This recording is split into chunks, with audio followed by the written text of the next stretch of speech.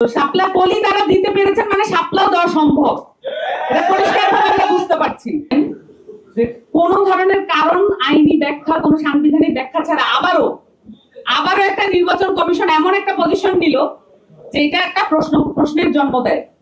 শাপলা কলি যদি অন্তর্ভুক্ত করা যায়, এটা কি এমন একটা জায়গা দাঁড় করায় না যে তারপরে তোমরা যা চেয়েছো সেটা আমরা দিলাম না, এমন একটা পজিশন দাঁড় করানো হলো যে তোমরা আসলে ফুটো নাই, তোমরা এখনো বাচ্চা।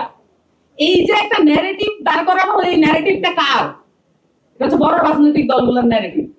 এই ন্যারেটিভে এখনো কমপ্লাই করছে নির্বাচন কমিশন। আমরা মনে করি যে এই যে তাদের এখনো যে প্রক্রিয়াগুলো তারা চালু রেখেছেন, এগুলো তারা অবিলম্বে বন্ধ করবে। এখন গ্যাজেট মুক্ত এই যে সরকারি একটা কাগজ মানেই যে তারা একটা মনস্তাত্ত্বিক চাপ দিতে চাচ্ছেন, এই চাপ তো এই জেনারেশনের উপরে দিয়ে লাভ হবে না। তো শাপলা কলি তারা দিতে পেরেছেন মানে শাপলাও দেওয়া সম্ভব, এটা পরিষ্কারভাবে আমরা বুঝতে পারছি। তারা কেন এই ধরনের একটা প্রতারণামূলক অবস্থান নিলেন, এবং এইটাই বোঝা যায় এই কমিশনগুলো যেগুলোর বর্ণনা আমি এখন পর্যন্ত দিলাম, সেটা চেয়ারম্যানকে কেন বাছাই কমিটি এবং একটা নির্দলীয় বাছাই কমিটির মধ্য দিয়ে আসতে হবে, এই যে নির্বাচন কমিশনকে দেখে আপনারা বুঝতে পারবেন। এই নির্বাচন কমিশন পুনর্গঠন করার আগ পর্যন্ত বাংলাদেশে একটা সুষ্ঠু নির্বাচন করা সম্ভব না।